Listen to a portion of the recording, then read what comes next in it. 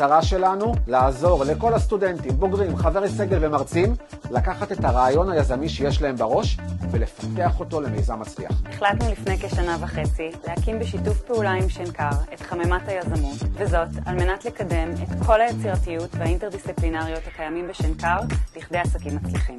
מאז שהקמנו את המרכז, כבר עשינו 5 מחזורים של גיוס מיזמים. מקבלים באמת את הידע הכי פרקטי שיש בעולם היזמות האמיתי. ליווי של מנטורים בכירים בתעשייה. יוצאים מאזור הנוחות כל פעם מחדש. מקום מאוד תומך ועוטף ומרגיש שמסגרת שאנחנו מתקדמים בה, אנחנו גדלים וצומחים ביחד. התוכנית נותנת לי כלים, משאבים ושיטות על מנת להפוך את המיזם שלי לרעיון גדול שישנה את העולם. זו הייתה בחירה מאוד נכונה לבוא לכאן ולקחת את חממה כהבית והבסיס למיזם שכזה. שנקר מובילה בכל מה שקשור לטקסטיל ולטכנולוגיה. קרקע פוריה להפוך את הרעיון שלנו מרעיון למוצר חי וקיים. אנחנו חודשיים בחממה, בחודשיים האלה הפקתי המון, קיבלתי ארגז כלים. קהילת היזמים של אב שנקר מאפשרת לי תמיכה וחיבור עם יזמים נוספים. החממה בעצם נותנת לנו את המנטורים המקצועיים ואת הפלטפורמה לבנות חברה מאפס, לבנות תוכנית עסקית ובעצם לגבש איזושהי תוכנית אסטרטגית ולעזור לנו לקשר בין רעיון שיש לנו